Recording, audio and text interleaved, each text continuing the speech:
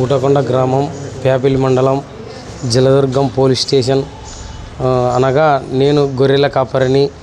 నేను గొర్రెలు మేపినానని ఒక అతను కంప్లైంట్ ఇవ్వగా ఆ కంప్లైంట్ మీద స్టేషన్కి పిలిపించారు.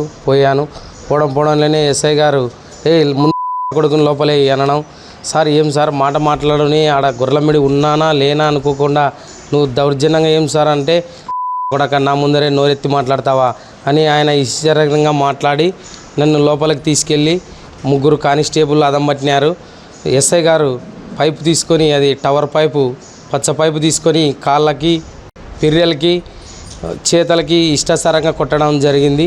తర్వాత ఏం సార్ అంటే కూడా నోరెత్తి మాట్లాడతావా లంచ కొడక, ఎట్లా మాట్లాడేది తెల్లా స్టేషన్ దగ్గరికి వచ్చిన తర్వాత అని నన్ను చాలా ఇబ్బందిగా పెట్టడం జరిగింది. 2 రోజులైంది, నాకు చాలా ఇబ్బందిగా ఉంది. నేను గొర్రెలకు కూడా పోలేకపోతున్నాను. చాలా అధ్వానంగా కొట్టినాడు సార్. గొర్రెలు మేసినాయి అంటున్నాడు, కానీ నేను ప్రజెంట్గా గొర్రెలకి పోయలేను. గొర్రెలు ఊటకొండ చెరువు కట్ట కింద 4 సెంట్లు 5 సెంట్లు గొర్రెలు మేసినాయి. అవి ఎవరు పోయేది తెలియదు. అయినా కూడా నేను రైతుతో మాట్లాడి మొక్కల ఖరీదన్నా ఇస్తాంలే అని పోయి చెప్పిన తర్వాత మా గొర్రెల కాపరి పిల్లోడు పోయి మనవైతే జీవాలు పోయలేవు, కానీ ఎవరివో పోయినాయి అంటే కూడా వినకోకుండా, ఏం జరిగిందని తెలియకోకుండా నన్ను దౌర్జన్యంగా కొట్టినాడు సార్. నాకు న్యాయం కావాలా. ఎస్ఐ గారిని ట్రాన్స్ఫర్ అన్న చేయాలా, లేదంటే నాకు న్యాయం జరగాల. నా పేరు సురేష్, పొట్టిపాటి సురేష్, ఊటకొండ.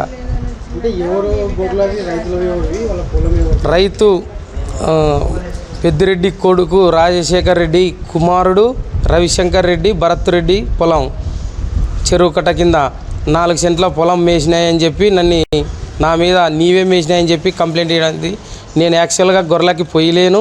నా మనిషి కూడా పొలంలో పోయి మేపంగా చూసిన ఎవరు లేరు, కానీ నన్ను నిర్దాక్షిణ్యంగా కొట్టినాడు ఎస్ఐ.